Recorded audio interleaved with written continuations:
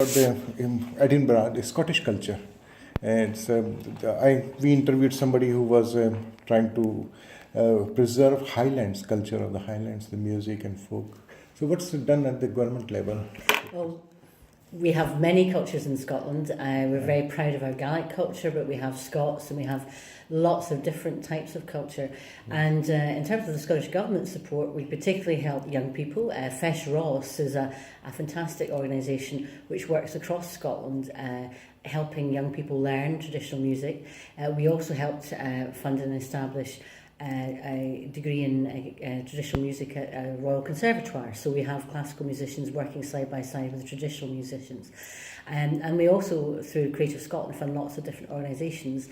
Hands Up for Trad, for example, is one of the awards that the organisations we support. We help support Celtic Connections through Events Scotland, our events body.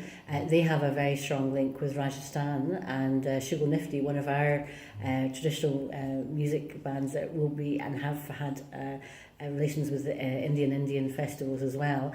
And I attended the Rajasthan Folk Festival when they were signing an agreement with Celtic Connections, and we've taken Gaelic singers to Rajasthan, and we've had Rajasthan musicians coming to Scotland. So we see our own culture, we want to celebrate our own culture, but we love it when we have connections elsewhere. Yeah, we noticed there's a vegetarian restaurant called Kalpana, and they have the decor is a Rajasthani decor with a mirror work. Oh, it's very famous, famous and the great best restaurant. vegetarian, they call it.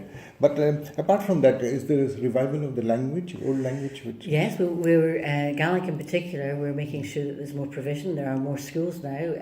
We have got concerns about the numbers of Gaelic speakers, but they are increasing, which is particularly amongst young people. And we now have a great demand to have more schools, and we're taking a piece of legislation through Parliament that will give even more opportunity for parents to ask for their children to have Gaelic. But it's not just in the traditional areas. Here in Edinburgh, I personally, when I was responsible for education, helped to establish a Gaelic school, another Gaelic school here in Edinburgh. But in Wales there is Welsh language TV and radio. Do you have similar programs? We have a very good Gaelic broadcasting television station called BBC Alba, and it has great content.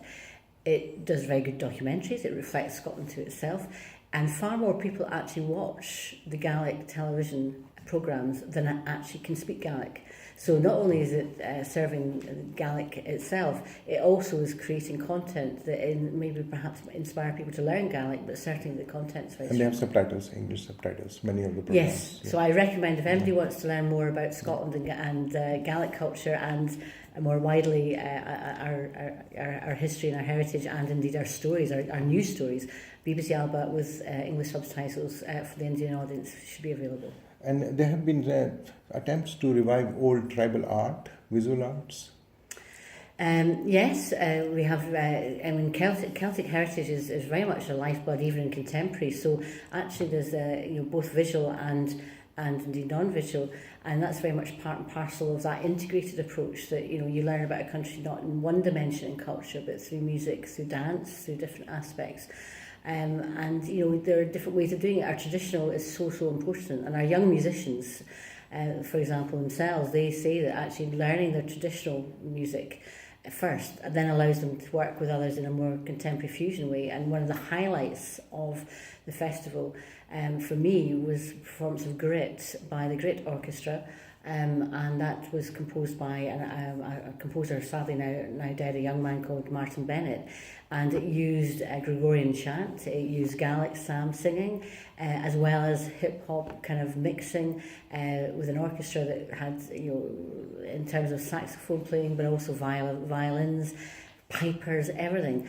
And it's an integral part. So visually, we've always used our culture. But I think what's more important now is how we're actually then using our music to help complement what we've always been doing on the visual side.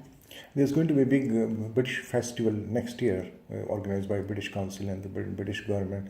Is Scotland active in that? Well, I sincerely hope we are, and we'd want to be, and I'm sure that would go down fantastically well with Indian audiences. Because there was a Calcutta Book Festival, and Scotland was focus country a few years ago. Well, again, as part of the Scottish Government support, We support the Book Festival. It's one of the 12 festivals we have throughout the year, and the Edinburgh Book Festival has worked with many different festivals, including Indian book festivals as well.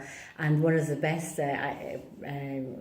shows I went to at the Book Festival last year was a story about the shamrock and the thistle. It's a radio programme in the US, and it was talking about how Scottish music went from traditional Scottish music, like playing the fiddle, the violin, went from there to the north of Northern Ireland, and then went across from Ulster over to the Appalachians in the US. And quite often, if you think about the kind of blues music in the US, very much they look at the traditions of this, the Shetland fiddle playing, and this connection between Appalachian music in the US and Scottish traditional music. And some of this has come back again, back from the US back to Scotland, and that's going over centuries. And at the Book Festival, we had discussions all about the books, about this journey, but also with music. So we're very good at combining music with the Book Festival as well.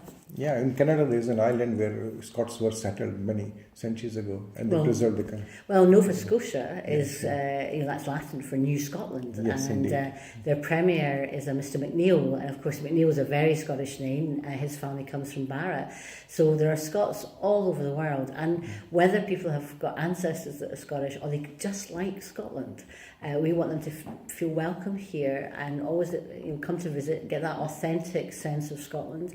There is music everywhere. In the streets you'll hear our bagpipes playing.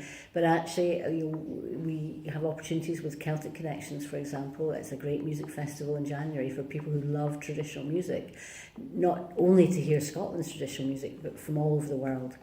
Thank you very much.